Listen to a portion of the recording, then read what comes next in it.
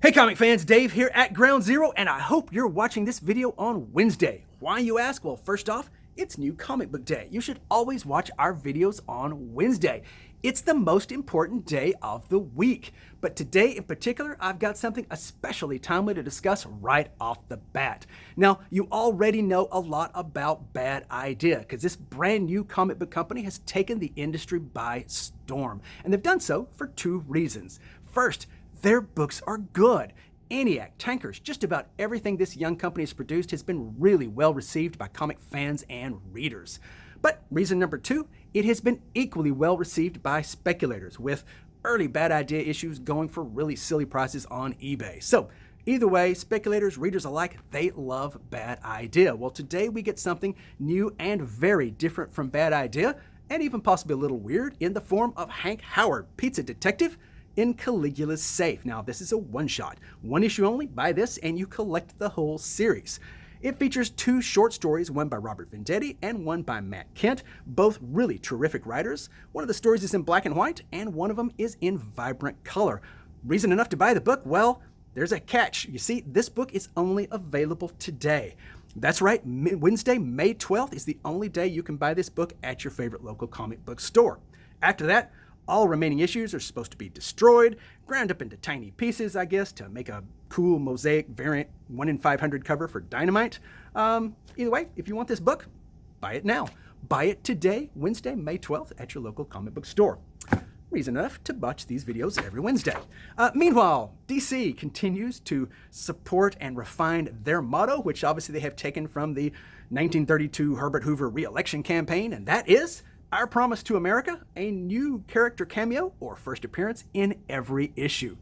Keeping America stocked with cool speculator key books.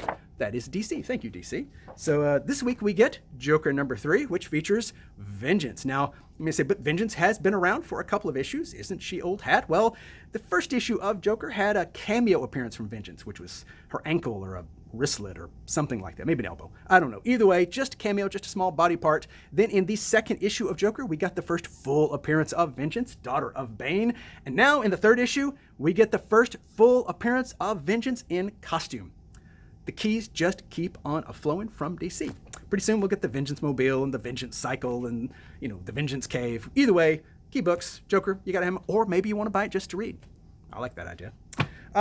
Also from DC, a book, Festival of Heroes. Now, this book actually is worth buying just to read. It's got a lot of really cool characters that you should enjoy, but just in case that's not enough, that's right, it's the first appearance of the Monkey Prince.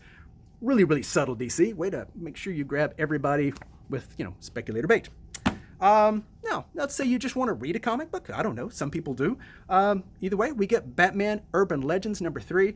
I actually like this book much as I mock and dump on Batman, because this one reminds me of the Batman family from the 70s. It's actually a lot of fun. So those of you who actually like to read your Batman comics, this is one I recommend. Couple more books from DC, in particular, Last Ride, a new Justice League miniseries. Kind of an Elseworlds, or at least I hope it's an Elseworlds, because it's really dark. But it's actually a good story. It's the Justice League and Lobo and all sorts of dark goodness in that, from Chip Zdarsky, who always delivers really well. One more from DC that I'll talk about, and that is Rorschach, because honestly, if you're not reading Rorschach, why are you watching these videos? I talk about this book every time. It's one of my favorites. I love Tom King. I love what he's doing with this book. So either way, Rorschach. Or else, why are you here?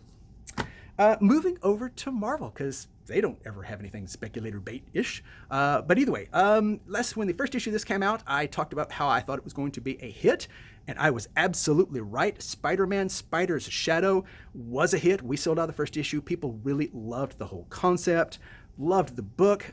So, I'm out of the first issue, but if you got it and you want more, the second issue is in this week. Good going, Chip Zdarsky. He always delivers. A book that I was not right about is Heroes Reborn. I thought people would really love this book, and it didn't sell all that terribly well, but I think it's just because they didn't get a taste of it. Jason Aaron does good work. This is what we buy comics for. Maybe it's because it doesn't have the actual Avengers in it, because this is, after all, a world without Avengers.